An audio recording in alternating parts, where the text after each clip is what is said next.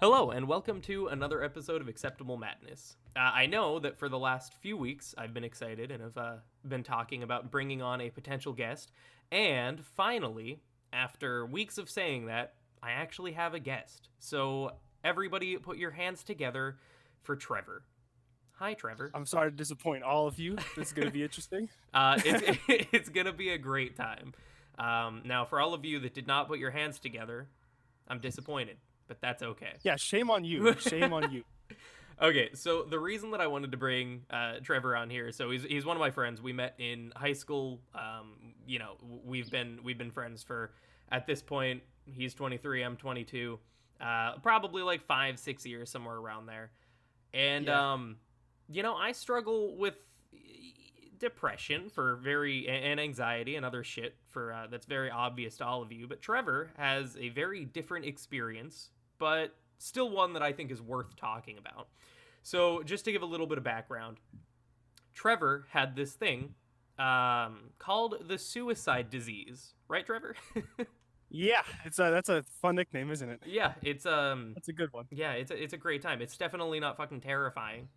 It's No, not at all. It's not at all. Really calming when you get told that in the hospital room. That's always really fun. Yeah, I believe it.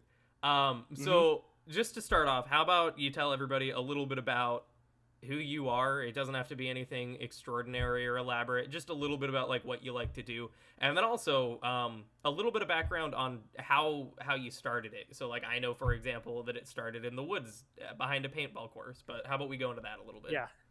Yeah. So obviously I've known Scott for a very long time, but though I started getting sick when I was younger, probably around 10th or 11th grade, and we didn't really know what it was. I didn't really think anything too much of it.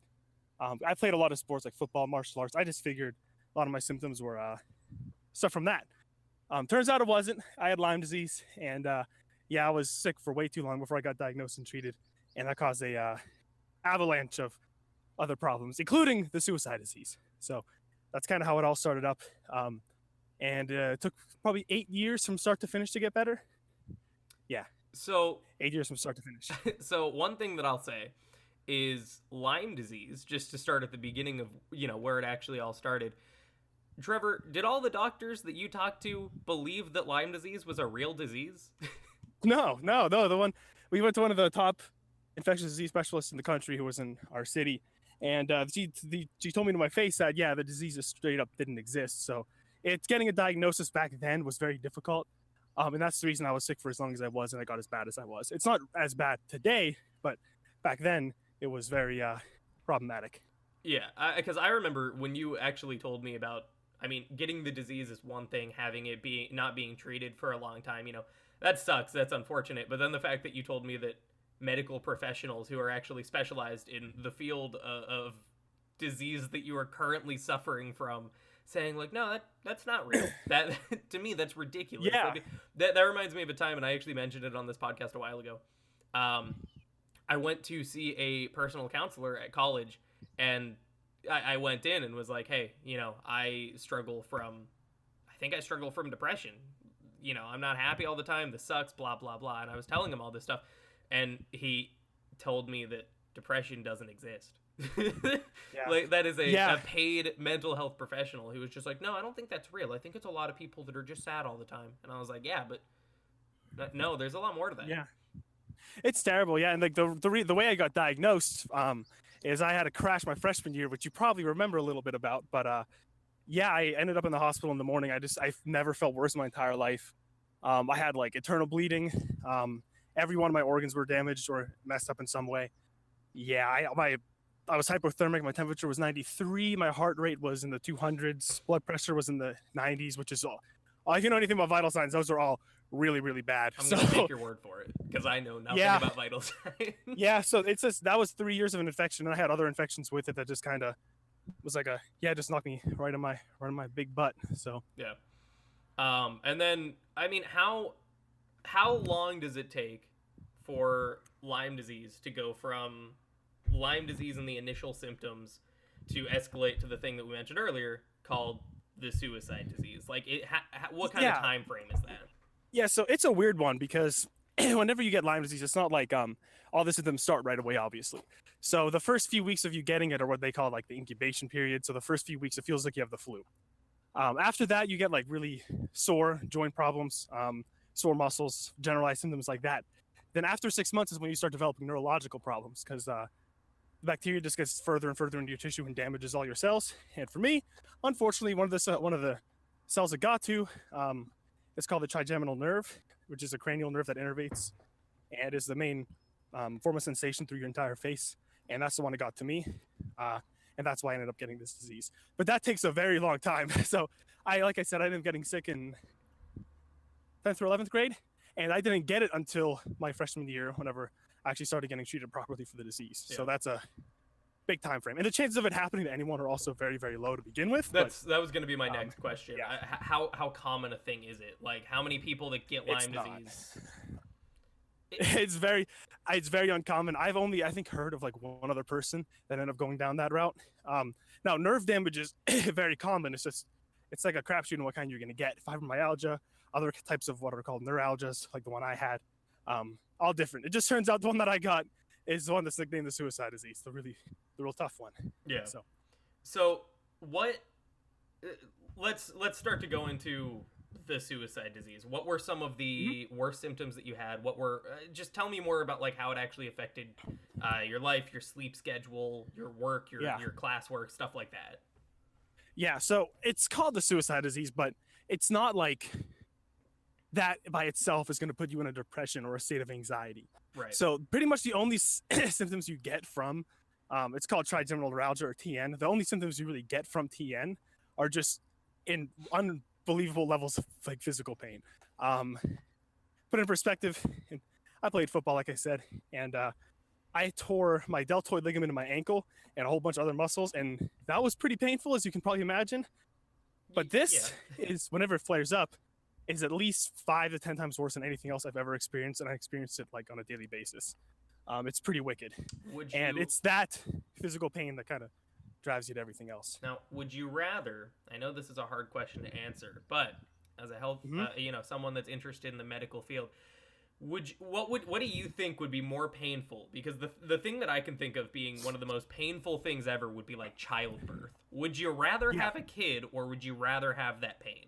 I know that that's a really hard comparison to make. Well, obviously I'm not a woman, but one of the doctors I saw, and if you Google trigeminal neuralgia or the suicide disease and have other people like descriptions, it's commonly described as the most painful chronic pain condition any person can ever go through. And it's some people have described it worse than childbirth, and the only thing that matches it in terms of pain is an amputation without anesthesia when it's a really, really bad flare. Holy crap. So yeah, it's fun. I remember one time where I just walked up behind you or something, and I like set my hand on your shoulder, like pat you on the back, or did something, and you just like it just, I could feel the pain for you. Like I could just it just happened so abruptly that there was nothing I could do to prevent it or stop it. Like it was just an accident, but then it was just like it was bad. Yeah, so it's like the nerve it can kind of go down your neck, and that's where mine started. So I had nerve damage in my upper back as well, but the neck, it kind of wrapped around the left side of my face, and everything was, if you touched it at all, good luck. But you were saying how it can impact you on a daily life. Well, imagine a gust of wind that's going 5 miles an hour goes across your face, and it feels like you have red hot burning knives cutting the flesh off your face. Yeah, that's not great. I mean, a lot of daily activities you can't do. You can't sleep on that part of your body at all. This won't work. It's a real hard one to manage. Yeah, so I mean, you've mentioned the chronic pain. You've mentioned the fact that it's arguably one of the most painful things that a human being could experience. So from there, that's whenever it turns from Lyme disease, pain, blah blah blah, to the suicide disease. And why do so many of the people that are afflicted by this pain, why does it jump to suicide? Yeah, so I'm one of the lucky cases. A lot of the time, the most common way to get this disease is not by Lyme disease. It's by brain tumors and brain lesions. And the typical course of the disease is you have periods of intense pain and you have periods of remission.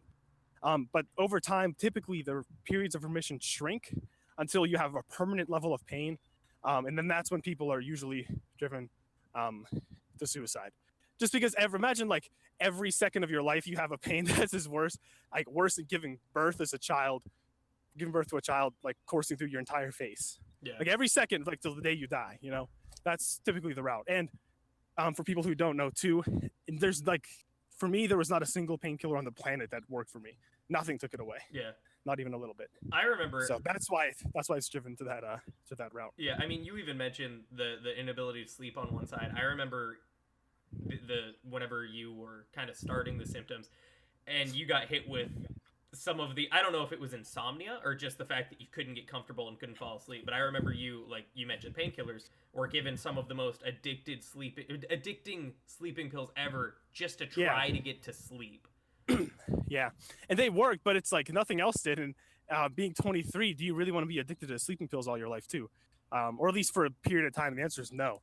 So I just opted not to take those either. It's just weird. It's just weird. Like when you're young and trying to go through that, you have to balance out a lot of things. Like, are you willing to? Is feeling better willing to? Like, are you willing to risk your future health to feel better in the moment? Yeah. And it's one of those things, I mean, with a disease called the suicide disease, because there are people that are very likely to kill themselves or something, I imagine that for a lot, if they think about, that trade-off maybe, versus killing yourself versus being addicted to the pills, it's really easy to just be addicted to the pills instead. And it's it's like the lesser of two evils, but there really isn't a lesser half. They're both really bad.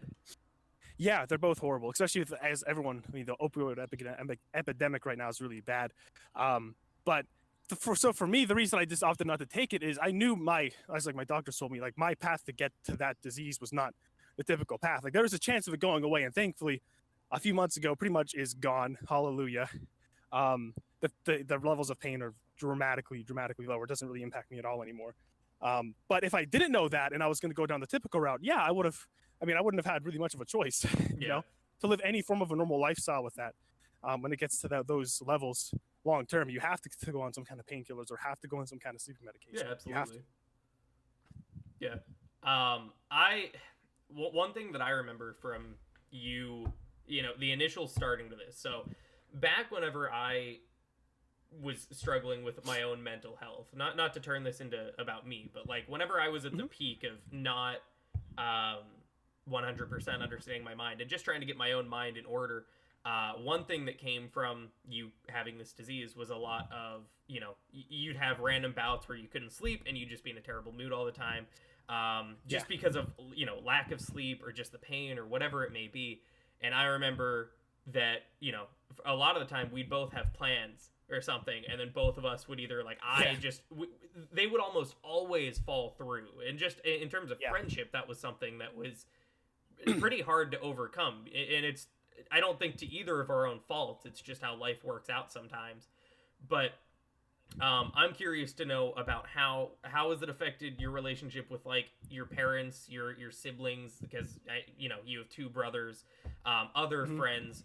How have you been able to deal with it, or have you told them about all of it, or Yeah, so I pretty much told everyone but my parents. So the reason I didn't tell my parents is they took a huge part of the blame on why I got that bad in the first place. Because if I would have been treated properly 10th, 11th, or 12th grade, I never would have got to that point. Yeah, but if you're having doctors tell you that they don't even think the disease is legitimate, how could it possibly fall on their shoulders? That exactly, and that's why I didn't really feel like telling them, because the burden that they would take and they would put it on themselves would be just so much. I'd feel terrible. So I never told them, but everyone else I pretty much have told. But it's weird whenever you're going through it. Like, I didn't understand it at first either. It's only until like a year after I got it where I really realized, like, wow, this is like really bad. I mean, it's weird to say because like you're experiencing the symptoms, but you don't know what to compare it to. Right. It's a very, very strange thing. But in terms of like relationships, I mean, as you know, a lot of our plans fell through, and it's not like you said, it's no fault of our own. But I'd have days where I literally couldn't move out of my own bed. Yeah. Like, I'd be bedridden for 24 hours. So if one of those days pops up, it's not like I can just spring like a spring turkey, jump up and go to the movies. It's not how it worked, unfortunately. So Obviously, maintaining relationships when you're in that state is very, very difficult. So How hard was yeah. that? Because for me, one of the things that I found to be the most important thing for just longevity and positive mental health over a long period of time is having a good support system, a good group of friends, and so having something that kind of can sometimes limit that. How hard was it for you to have that comfort of like moving forward and really trying to not do something irreversible or dangerous? Like how are you able to find comfort and solace in pushing forward? So basically, the way I took it is this is not going to be a long term or like permanent thing for me. So I looked at it as like, look, this next 5, 8, 10, 12 years of my life are gonna suck. There's no way around that. But if you just like put in the work and to reap your rewards in the future whenever everything's all said and done, then it'll be worth it. And that's kind of the route I took. So I had as you probably know, a very small friend group when I was in college because of this. So it was like you, our old friends from high school, and I had a couple of friends in my classes I talked to, like I could talk to all this stuff about, which was very helpful. And my professors. My professors like basically saved my life up there. Yeah. But yeah, it's just things like that. I mean, it's just like you said, you have to find people to talk to about it. Yeah, I don't really know how else to answer that one. That's okay. That's okay. How has it shaped your career or what you're hoping to get into? Because I don't know did you have any plans on what you wanted to go to college for before all of this happened? But I know that, so I mean, go ahead. I mean, I guess I can further answer that last question and that one together. So I kind of wanted to go in the medical field. The idea was, I guess, to be a doctor. I really wasn't sure when I was entering college, but after that moment, my freshman year, which I talked about earlier, that really pushed me down the route to be a doctor or some kind of higher up in the medical field. And whenever I was in on like freshman year, I'm like, all right, I'm really going to shoot for a doctor. And I'm just going to take on the most absurd workload I possibly can and just completely drown myself in work. So I kind of ignored the symptoms, if that makes sense. Yeah. And I kind of kept myself so busy, I just like didn't have enough time to think about it. But yeah, so if like all of these things didn't happen to me in the way they did, I would not have gone down this route. Like if I was treated early, I would not have gone down this route. Right. If I didn't end up getting something called the suicide disease, I would not have gone down this route. And it really kind of pushed me here. But I work in a hospital now. I'm doing a bunch of little things, and I really enjoy the whole patient care experience, especially from my past now. And I'm a big fan. So I'm 100% going down that route, but it's literally solely because of everything I've gone through. Yeah. It would never have happened any other way. Yeah. Well, I mean, it makes sense. And especially if you can go through any negative experience and and realize that, one, there's potential for being positive throughout by finding a way to help people, which is like the whole reason that I do this podcast. Even it's just if you can find a way to deal with it and you can use that newfound wisdom and knowledge that you have and use it to help other people, then it makes the experience, I don't want to say it makes it worth it, because I'm sure you'd kill to have never had that, but at the same time, Correct. it's taking it in stride and really trying to help people is definitely one of the best ways to kind of cope with that. Yeah, no, for sure. And I can go down a long list of patients that I've had that I still think about a lot of the patients I have every single day. And I had 2 patients actually that had the suicide disease, and I remember there was it's obviously not a rare, it's a rare one. So I'm guessing you never heard of it until I brought it up, right? Right. Trigeminal neuralgia. A lot of hospital members and medical staff don't either. And there was one patient, he was in the room and he was itching for sleep medication because he's on to sleep through the night and not have to deal with the pain. Yeah. And he was like begging for it, basically, like on the verge of tears. And some other staff members were like, I don't understand why he's like so desperate for the sleep medication. It's only this time. He's like, he says he has this thing like the suicide disease. I'm like, oh God. I'm like, you don't understand how bad that really is. Yeah. And I got to talk to him for a while, and I had him for like a week, and trying to help him through kind of like, at least mentally, like what I did to get through it. And is pretty rewarding, to say the least. Just to put it into perspective, how many hours a night unmedicated were you actually able to get in terms of sleep for the years that you had it? Well, it was so trigeminal neuralgia was like the cherry on top of the crap sundae. So I had some other things going on too that made it very difficult to sleep, but that was definitely the main one. On average, like typically like 2.5 hours or less every day for 3 or 4 years. Which is ridiculous. Like I genuinely didn't even know that a human body could function off of that. Yeah, I didn't either. Turns out it's bad. It's rough, but you can do it. You can do it. Yeah, you can do it. Yeah. What was? I mean, I know that there's probably a lot. What was the worst experience or symptom that you had throughout the whole thing? The worst one. It 100% would have been the first day I had trigeminal neuralgia. Like, so there's two different components to the disease. There's a few different components you can have, and for me there was two. It's called like TN1 and ATN. So TN1's more like the typical, like these crazy intense bursts of pain that come and go like a light switch. Then there's ATN, which is atypical trigeminal neuralgia, and that is a constant, very high level underlying pain. So whenever I was in the hospital visit, at one point I fell asleep and I woke back up with both of them flared as bad as they ever were and ever would be at the same time. And I didn't understand it at that time either. Yeah. So, yeah, it's a pretty rough image, but in a hospital, like I'm sure a lot of people have an idea of a hospital room and a hospital bed. There's on mine, there was a mirror at the end of the foot of the bed. And literally all I was able to do was drag myself to the end of the bed. But basically shaking uncontrollably, crying uncontrollably for like a half an hour, 40 minutes.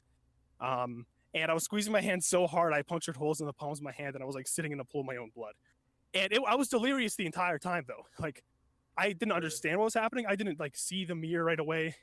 Yeah. I was like hallucinating. And but like a light switch, they just went away. And I looked at myself in the mirror and it was like, Jesus Christ, what happened to you? You know? Yeah. Because that was by a landslide the most painful thing physically I've ever gone through. And the image of seeing myself like, you know, covered in my own blood, like in my own tears is pretty rough. Yeah, that's gotta be scarring. Like that's yeah, it is. That's something that I don't wish on anybody.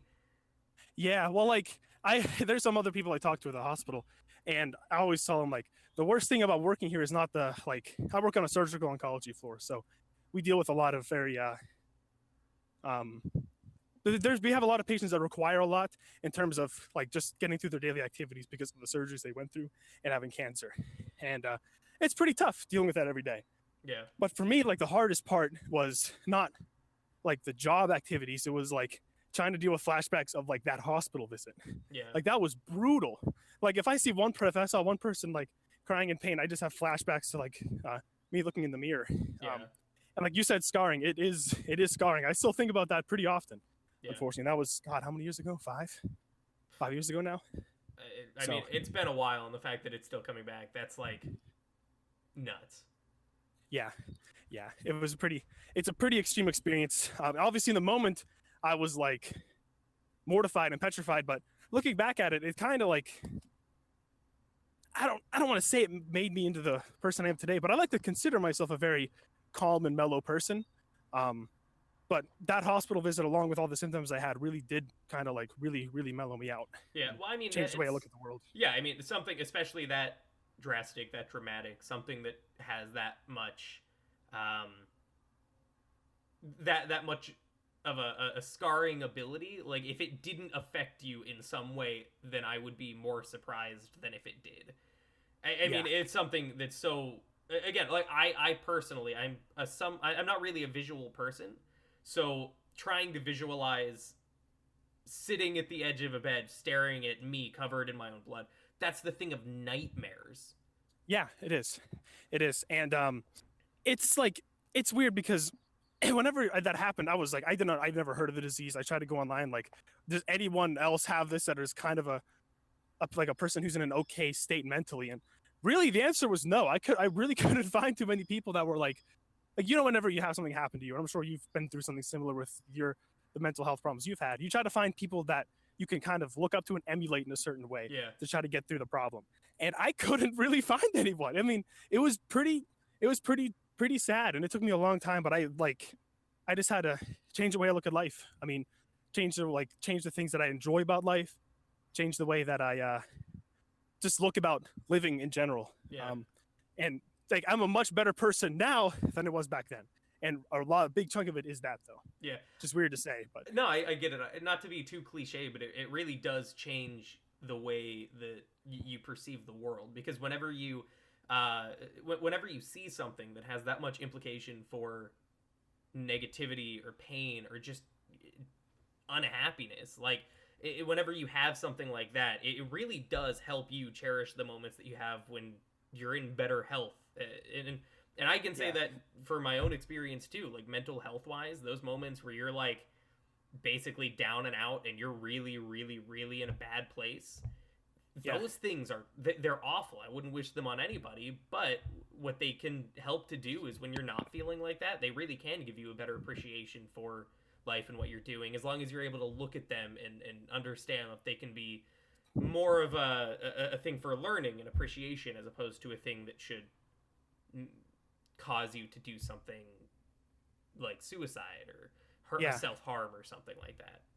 Yeah, and there was a night I remember it would have been the very end of my freshman year, like it was like probably 2 weeks before our finals, and I remember it was like at 3 a.m. and I couldn't sleep because I was having a really ridiculous pain flare, and I'm just like, oh god, here we go again. It was just like I had like 2 weeks of it in a row basically, and I was like, I'm pretty much done. Like I wanted to tap out, and I remember I forget the exact thing I watched, but it was like I just, instead of thinking like, God, this sucks, this is so painful, I don't want to go through any of this anymore. It was like the fact that we're even like, so I like a lot of athletic things, and I'm also probably the biggest nerd you'll ever meet. I'll challenge that one. I'd say I'm up there too. Well, you and I both. But I'm like, the fact that we're even like people existing on a planet, like the way I looked at it is like everyone or everything you see around us are literally collections of like supernova dust. How crazy is that? Like everything around us is so, like the fact that we're like existing as a person, and in our brains we're riding our own little meat bicycles in a certain way. It's you like that one? It's incredibly like rare and special that even though like my experience here is like might not be the best compared to some other people, I'm still here. Yeah. You know, and like this time I get to spend with my family and all my friends like makes my world. So if I could the fact that I get to experience that at all makes it worthwhile. Yeah. So I forget I was watching some kind of like science documentary that made me think of that, but it was like the quote, you'll laugh at this, the exact quote that made me think of that is, every one of us on this planet probably has a little bit of dinosaur penis in them. A little bit of dinosaur penis dust inside of them. Seriously. Like everything around, like the fact that we're existing as we are with these particles that are so old, and like it's just, I don't know, crazy to me. So it's special and enjoy it. Yeah, I think it's funny that you're able to have an existential conversation, be like, wow, we are all space dust, and then in the same breath mention dinosaur penis. Yeah, dinosaur penis. Yeah, exactly. That's a testament to showing what this disease has done to your brain. Exactly. You're not kidding. But I mean, I was just thinking that, like, seriously, how crazy is that? So no, it's absolutely wild. Whenever you think of something in the grand scheme of things, I mean, it really is insane. Like, there's no reason. I mean, it's that whole the existentialism with, you know, trying to understand who you are, because you could make an argument that, like, I mean, anybody could make an argument that no one matters, just because there are so many people. The chances of it happening are so slim, and even though, you know, life and humanity has come to be, it doesn't mean anything really if you're gonna think about it in a very deep way. But when you start going down that rabbit hole, like the way that you just said it, if you go down the rabbit hole and say, like, nothing matters, I'm just cosmic dust, dinosaur penis floating, that's then if you look at it that way, it's really easy to just get into this really dark space in your mind. And that's why I think, especially even what we mentioned earlier in this podcast, that's whenever it becomes really important to find people that you can help, or find a way to, you know, better the world for other people, because it's easy to go down that dark space. But at the same time, you can look at the existentialism of being dust floating in the universe and realize that that it doesn't matter. All that really matters is kind of the betterment of your own life and the people around you. And if you can look at it in that way, life becomes a lot more fun. It becomes a lot more worth living. Yeah, and I mean, like, I know I went down that existential crisis kind of thing, but it was never the way I looked at it was never a negative. Mhm. The way I viewed that, I'm like, yeah, it's crazy we live here. We're all like, it's not that life doesn't matter. It's just like, who like you just have to do what you think is best for you. Yeah. Whatever gives you enjoyment, you got to take that and run. And that's like really when I really decided to go and really commit on the medical field. Um, yeah, you just got to make the most of it. And the way I looked at it was like, I really like my health was gone. I like my relationship with a lot of friends was obviously, as you know, pretty strained just because I couldn't really do a whole lot. Yeah. Family relationships was tough. Academically, it was miserable trying to get through anything when you're struggling on like 3.5 hours of sleep or less for years. Yeah. And I was like, you know what? I don't really have a ton going for me, but if I could try to make someone's life that's in a similar spot a little bit better, then maybe, god dang it, that whole thing will be worth it in the end. Was there something that happened throughout the process that brought you to that state of mind? Because like everything that you're going through, I mean, back in the freshman year of college when it was like at its worst, there was no guarantee that the pain was ever going to go away. So what kept you going, and what made it so that you were more comfortable seeking to help other people along with yourself, as opposed to just seeing it as a way, or looking for a way out? Yeah. For me, and I regret a lot of things about that, my stay in my freshman year, but it was the stay of my freshman year in the hospital. I don't get emotional about a lot of things, but this is like the one topic that I might. So I apologize if I do. That's but okay. Don't talk about anything you're not yeah. comfortable with. But if No, you're I'm comfortable talking with about it. Yeah. I'm comfortable talking about it. It was so after I had that really bad flare I was talking about, where I was like covering my own blood and I was like sobbing, the nurse and the doctor came in, and yeah, it was just, and like the doctor sat down and he like put his hand on my shoulder, and the only thing he said for like the first 10 seconds was, "I'm sorry we failed you," and he gave me a hug. Yeah. And the nurse said the same thing. And when you're in a spot like that, we being when you're like the medical field, not that specific doctor and nurse, correct? Or explain no, more when on I'm that. saying when I'm saying we, I'm talking about as a patient. Oh, Like if okay. you're a patient and you're in my position, where it's like, at that point, I'm not saying I was like completely alone, but I pretty much was. Yeah. Like I didn't understand what was going on with me. I had no one to talk to any of those things about. And for finally just like one person or two people to like say, yes, I understand what you went through. I understand what you're going through. It's god awful. It's not your fault. And I'm sorry you're going through it. Yeah. And then after they went down the long list of things that were missed. And they were the ones who were like, hey, if this was caught back then, none of this would have happened to you. And it's like basically like other people's fault, not my own. Which is like whenever you go from being told the things that you have don't exist entirely, the people finally, like some people like that saying like, no, it does exist. It's not your fault. It's ours. It means a lot to you. Yeah. It really does. And then the after it all, I mean, I was like crying the whole time through it. I'm like, God, because he was telling me, he's like, it's going to take between 4 and 7 years for you to finally get better at that moment. And I was already sick for 3 years. Yeah. And I was like, God, this sucks. And the nurse said, the only difference is we'll be with you every step of the way, and also gave me a hug. Do you know how much like in a moment like that, those two little things affected me? Like if those two people, if I did not have that doctor and that nurse, I really don't know what would have happened to me. Yeah. And it's like in the moment, I appreciated it, but not nearly to the point I did like 6 months later, you know? Yeah. But if I had to think of one thing that got me to that point, it would have been those two people. It's just 100%. It's one of those things that I feel like a lot of people really don't understand the importance of just having someone give a shit or care at least a little bit. You know, you did not know these, you were not like friends with these doctors. I mean, you may have become it, and you were in good relationship and good standing with them, but like, you know, they're not your parents. They don't know you. They have so many other patients. Not to say that you're just some expendable person, but it's crazy how basically a stranger saying something that's empathetic and compassionate can take someone from one of the hardest moments of their life and turn it around and make them feel more comfortable pushing forward. It's hard to find that sometimes. I mean, for me, like mental health wise, there are a lot of people that are totally dismissive over the entire concept. Again, I had a therapist who was dismissive over depression, and so it can be very hard to find people that you can actually confide in and be comfortable talking to them about it and explaining it to them, just like you're afraid to tell your parents about what you go through. I'm in the same boat with mine, because Yeah. although they're very different things, they're still very personal, and no one wants to hear about their kid being in pain. No, for sure. And it was like, but like you were saying, like one person's acting like they give a crap, you know?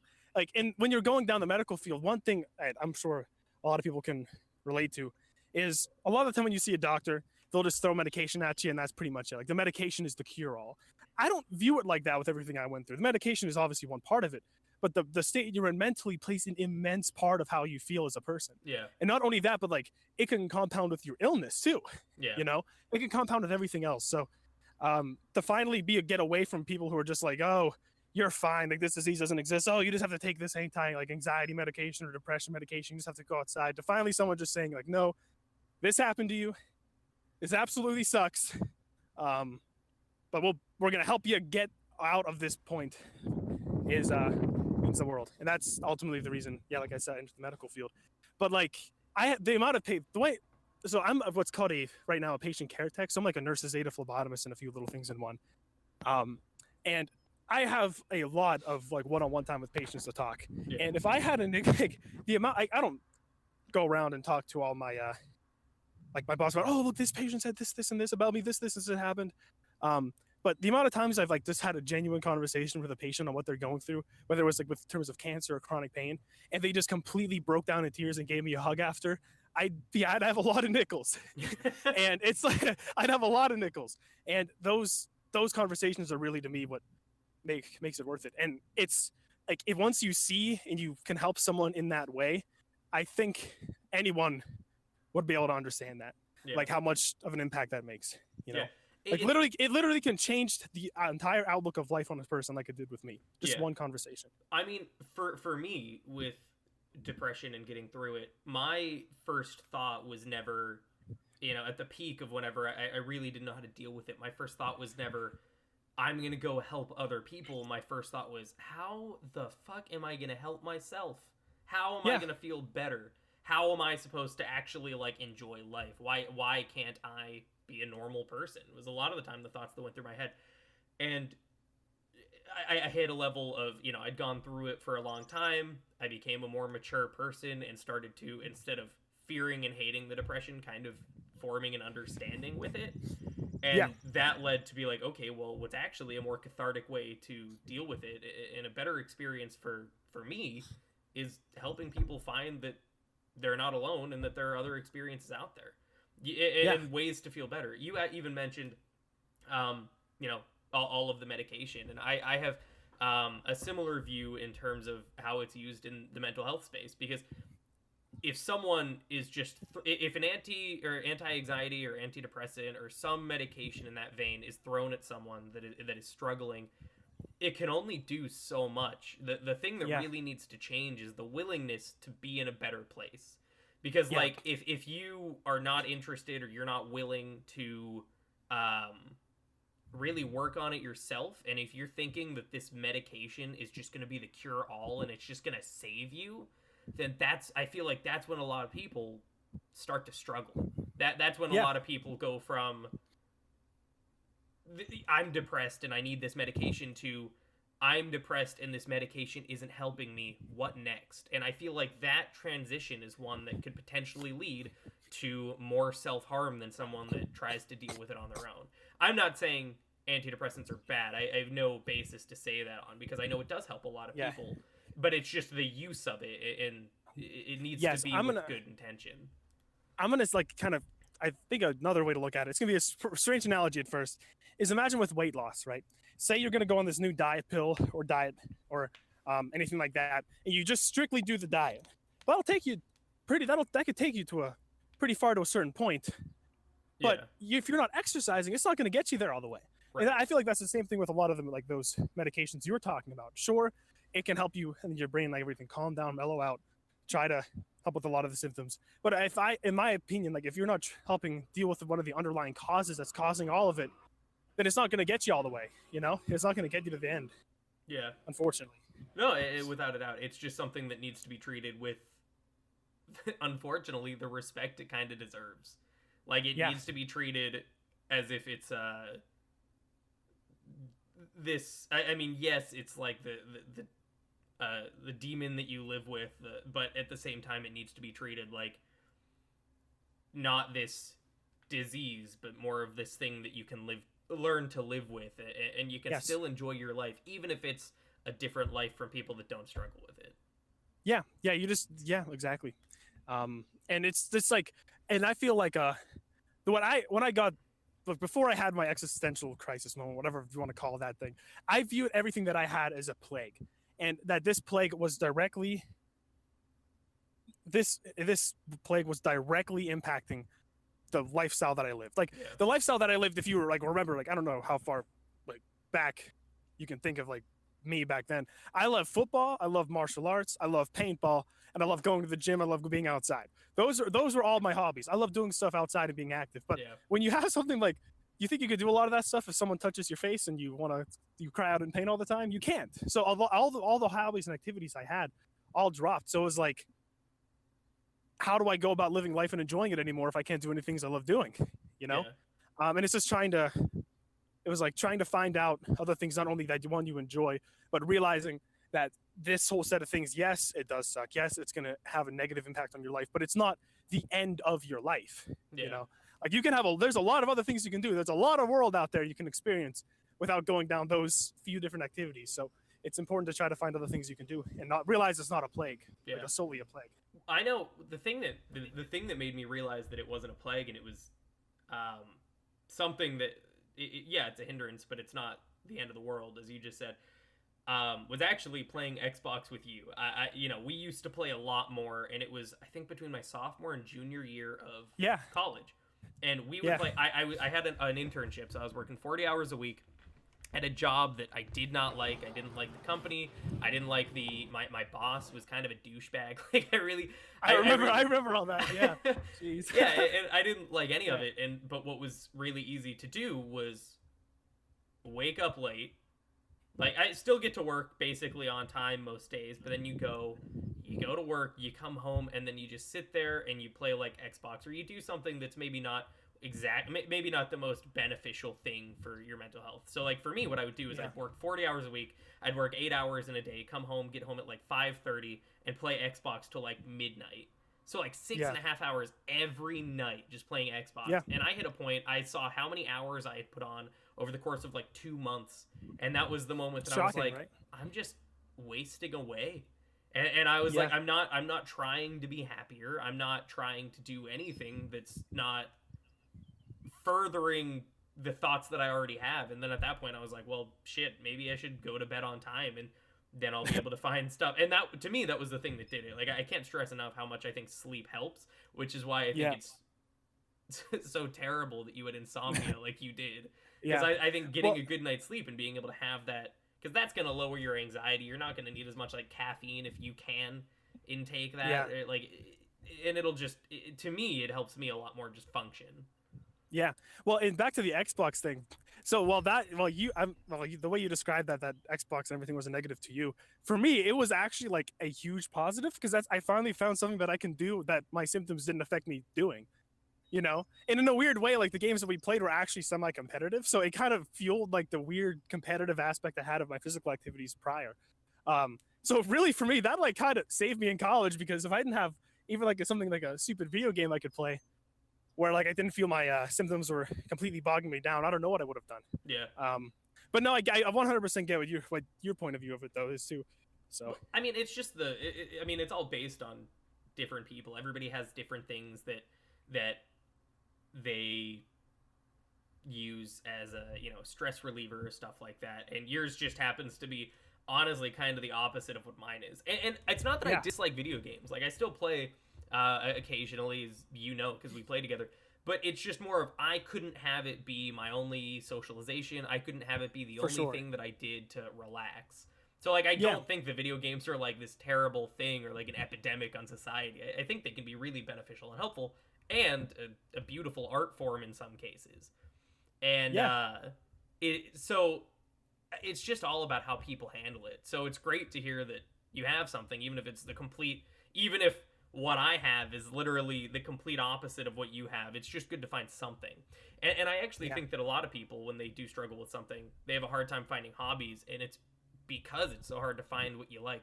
I have 3 siblings and 2 parents, and none of them have a podcast, and none of them like to write. Like, you know, my brother and I will play video games. My sisters and I will just we'll find things to talk about, and we'll have a good time. But they're not trying to become a published author, and or they're not trying to have a podcast about mental health. And so sometimes it's even hard to find what those passions are. And that was probably what my problem was. I say probably, but it definitely was just the time that it took to find what actually helped me. It took so long. Yeah. Especially. Yeah. I was just going to say, especially in your case, I remember going like all the way back to high school. You were always wondering kind of what you want to do, you know, and what kind of things you want to go about doing in life. And no, for sure. Like as soon as you found like the writing hobby, the podcast, everything else, and I got healthier, like the time we had to like do Xbox training for all activities pretty much plummeted. Like we don't really do a lot of it at all anymore. No. It ultimately though, I think it's safe to say we're both in a lot better places now than we were back like 3, 4, 5 years ago, right? Yeah, very, very much so. Infinitely more so. Like yes. I mean, I have in the past, like when a suicidal thought came to my mind, and they still do, frequently even, but they seemed like options. And I know that to me is really scary to say, because it's a scary topic, and it's scary to think that is actually a thought that at one point went through my head. To the point where... Sorry. You can go ahead. You go ahead. Okay. To the point where there was one day where I just like you had that scarring moment. For me, mine was less blood filled, but there was one day where I think it was between my junior and senior year of college.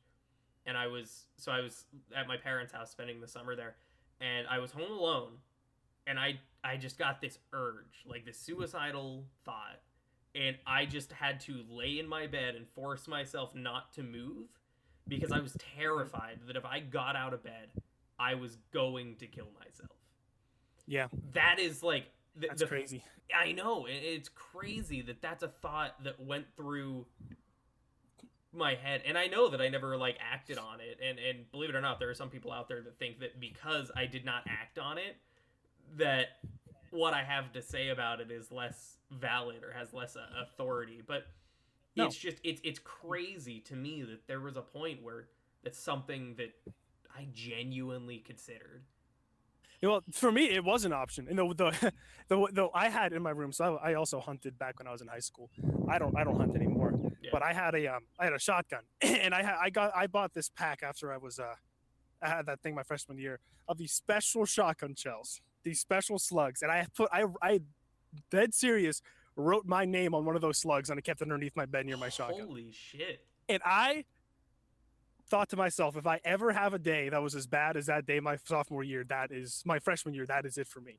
Because like that day, it was not just like the image of that. It was like, I wish I could describe the physical symptoms of everything else I had. Because I had like I said, internal bleeding and a lot of other things too. But I thought to myself, if I ever have a day like that again, that's it for me. I knew the chances of it happening were like astronomically low, basically 0.0000001%. Still, it was an option for me. Put it on the table. I have that shell in my room somewhere right now, so I've saved it. Yeah, it's freaky.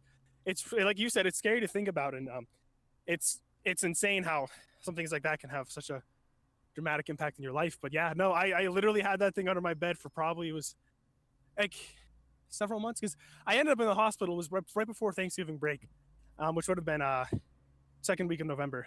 Okay. And I had that under my bed until finals, freshman year. Yeah. Well, I mean, it's crazy to get to that point and have it, but for me, there's always that one thing that stood in my way, that thing that's gotten me to not act on it. Yeah. What's that thing for you? Is it just a greater appreciation for life, or that you know it's going to be better afterwards, or what is it? So understand, if you ever wanted to put me in the depressed, anxious, or suicidal category, the only period of time in my life where you could actually put me in that category would have been that several months slot my freshman year. Yeah. And it's not like I didn't have a support system or anything like that. That was not the case. I still had like, I don't know, I was still very close to my family and everything else, but it was like the idea that would drive me to that point is I wish I could just try to describe the levels of physical pain I'm talking about, because there's nothing I can even compare it to. Like I said, I had that ankle injury. I also had something called pleurisy, which is when the lining of your lungs swells up and you basically can't breathe because every breath you take feels like you're being stabbed. I've had a lot of weird things. And your when I body's a say train it's wreck. like, yeah, it's back then, yeah. Well, when I say that pain is legitimately like 5 to 10, 15 times worse than anything I've ever experienced, I really do mean that. And that for like freshman year too, like when I had the internal bleeding and everything else too, this GI bleed, it was like my entire life force was just sucked out of me. Like everything was delayed, like 3 seconds delayed. I was completely frozen because I was hypothermic. It was just like this overwhelming sense of just like pure dread. And it was like the sense of dread that not only like mentally, yes, I'm pretty much sick of it, but it's a weird way to describe physical dread. It just felt like my body was done.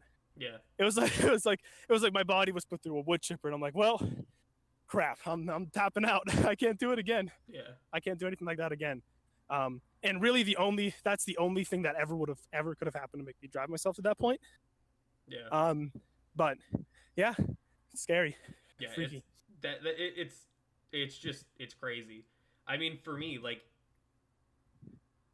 the only things I've really ever been able to gravitate to prevent myself from doing it is one, I know, and even at the worst parts, it was hard to believe this, but I know that there's life worth living. I know that sounds a little, generic, but I knew that it was there. But some of the other thing is, I've had members of my family and friends affected by those that have committed suicide or self-harm or something like that. And part of the reason that I was never able to commit to anything was based on the fact that I did not want to put my family through that, my friends through that. Because I know one of the things for me is just thinking about myself and depression. What comes with that is a lot of self-hatred, at least for me personally. Yeah. And I very often thought of myself as a burden to everyone I met. And I know when people think about suicide, some people will say that suicide is selfish. And I think that line is very naive. And that's the kind of thing that comes from people that have never really struggled with it most times. Yeah. And well, sorry. No, go ahead.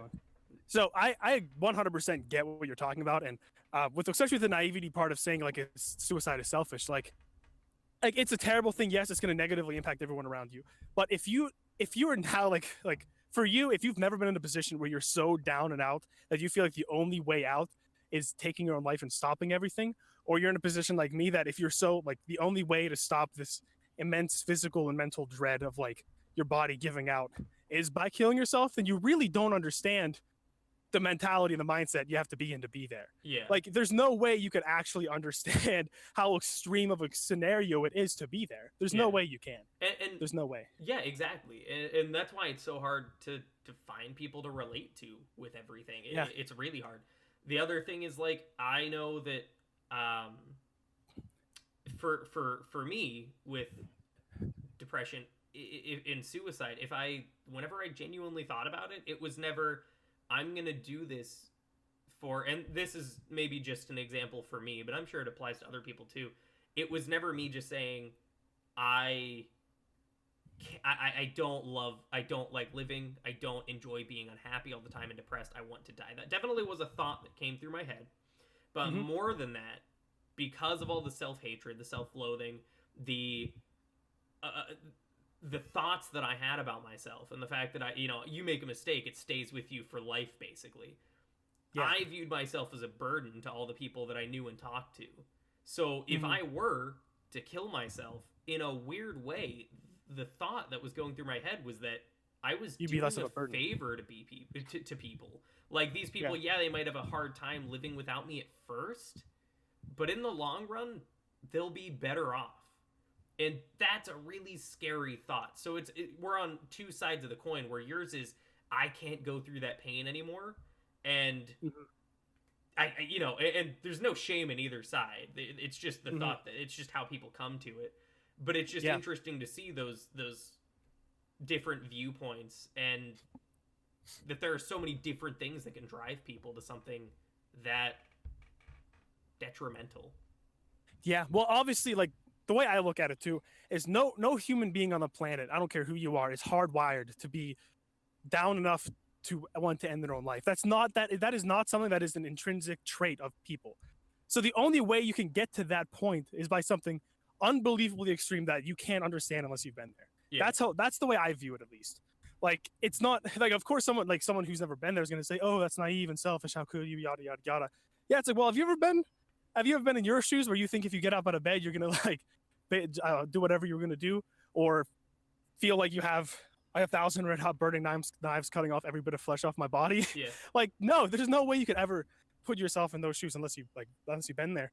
There's just such a big jump in levels of like extreme that you just have to be there to experience it. What blows my mind is, in my most recent job, I became friends with a woman in finance, and what was absolutely crazy is, we were talking at one point, and I just made an offhand comment where I'm just like, what's crazy about depression is the fact that there are days where I really struggle to get out of bed, and other people don't feel that, and that blows my mind. Like, there are days where I feel so down in the dumps that I have no motivation, no energy to do anything, and some people just don't feel that, and it feels so weird, because that's such that's a complete change in everything.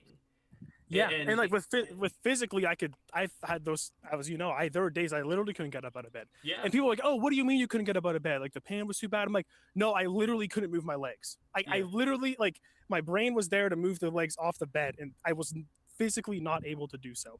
Yeah. There was a wall in my brain that I just could not do it. I couldn't do it. Yeah, and it's the same thing. Like, I have no history with drug addiction. I've never done any drugs, and like, I don't abuse alcohol or anything. But it's also one of those things where, like, for me, never having experienced any of that, for someone that does do drugs, and, or like, for me, to do drugs, you need to go to a specific person, specific place to get said drug, and then you have to do it. So sometimes it can even be hard for me, as someone that doesn't have those experiences, to understand how someone with a drug addiction could just not go out and buy the drugs. And it's something that I know for sure I will never be able to completely understand, because it's something that I've never gone through. But it would be naive for me to think that it's as easy as just not going out and buying them. Go ahead. Well, one weird thing, one of the medications they did try to put me on, it was at the end of my freshman year, where the pain levels were just getting to the point. It was basically unbearable. And I was referred to this pain management specialist, and he's like, "Look, there's this one medication out there that's meant for nerve pain. It's great. You just have to be on it for a few weeks. We'll get you through school. We'll take you off of it." I'm like, "Oh, great. Awesome. Let's just get us through this little moment and then figure out everything else over the summer." Yeah, that's not what happened. So I got put on it, but then they were like, basically, if you don't follow through and keep on increasing the dosages, that's what they told me. At this point, I know it was a lie, but I had to keep on increasing the dosage until I finished this medication, basically, like, lean myself off of it. I'm like, all right, whatever. And it was really high dosages, and I was basically stoned every single day for a year and a half. I mean, I don't know. Do you remember? It would have been sophomore year. I remember I had a day where it was the last dosage increase, and I was with you. I really didn't understand, like, being addicted to anything like that, why you would go down that route. And I remember I got back from my mastering physics course, and I went into my living room, and I fell over and rolled underneath a chair and passed out. But I fell asleep all day, and I was just underneath this chair in my living room at like 1 p.m. And I slept till 7, and the whole room's full of people, and I'm like itching to get the drug again. Yeah. I'm like completely, like, the only thing on my mind was to get that. It was just weird. It's weird. Hated it. Got myself off of it, but yeah. Which, good for you. Well, Trevor, we're coming up on an hour. I think this has been a very productive conversation. The longest podcast I've ever had. How's it feel to be the first guest that's ever been on this podcast? Wonderful. We've talked about a lot of things. We talked about, We jumped like around a lot. drug addiction, suicide, dinosaur penises. We talked about a lot. Yeah, Talked about a lot. I appreciate the fact that you can look at some of this shit and really take it with a smile on your face, because it's terrible, but looking at it in maybe not an optimistic light, but a positive one, it makes it so much easier.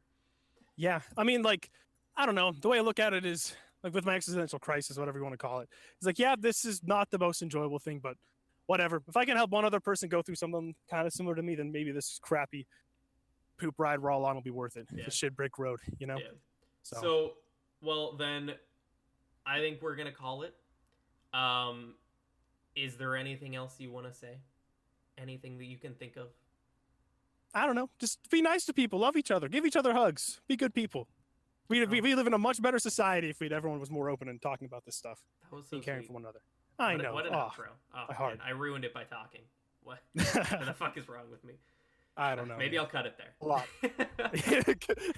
But yeah, look, if you guys, if for all of the listeners out there, if you like the podcast, feel free to follow on Spotify or Apple Podcasts, wherever you listen.